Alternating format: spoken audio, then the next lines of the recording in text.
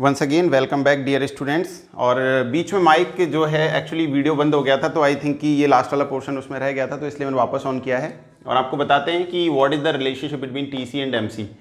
सो TC MC का relationship समझने के लिए आपको ध्यान रखना है कि आपको टोटल कॉस्ट कर्व पहले बनाना है। टोटल कॉस्ट कर्व का शेप कुछ इस तरीके का होता है। ये यहाँ से पहले जो रेट होता है इंक्रीज होने का, वो डिक्रीजिंग रेट से टोटल कॉस्ट बढ़ता हुआ होता है, फिर उसके बाद में इंक्रीज होता है विद द इंक्रीजिंग रेट, ठीक है ना, ये वाली कंडीशन। तो मार्जिनल कॉस्ट का जो लोवेस्ट पॉइंट होता है ये इसका इस पॉइंट पर टच होना चाहिए, यानी ये रिलेशनशिप होना चाहिए। मार्जिनल कॉस्ट जिस कंडीशन में लोवेस्ट हो जाएगा उस कंडीशन में इसका जो इंक्रीजिंग रेट है वो चेंज हो जाएगा। इसके बाद इंक्रीजिंग होगा total cost, but increasing rate से होगा।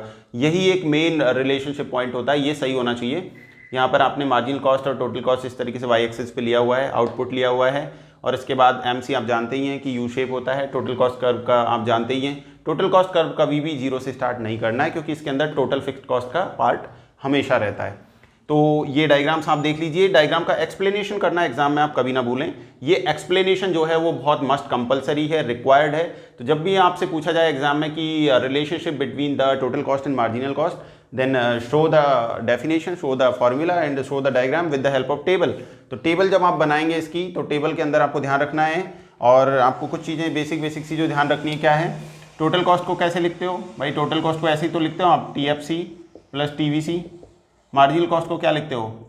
Delta TC upon delta Q। तो मैंने जो आपको टेबल्स बताई है लास्ट वाली वीडियोस के अंदर, वहाँ से उसी वाली टेबल को उठाइए और फार्मूला में डालते हुए फ्रेम कर लीजिए नई वाली टेबल, कोई दिक्कत नहीं होगी आपको। तो उम्मीद करते हैं कि ये दोनों डायग्राम्स का जो रिलेशनशिप है इसमें एक ही पॉइंट ध्यान रखना है, बस ये कि लोवेस्ट उस कंडीशन में होना चाहिए, उस जिस कंडीशन में यहाँ से इसकी रेट में टर्न आना चाहिए।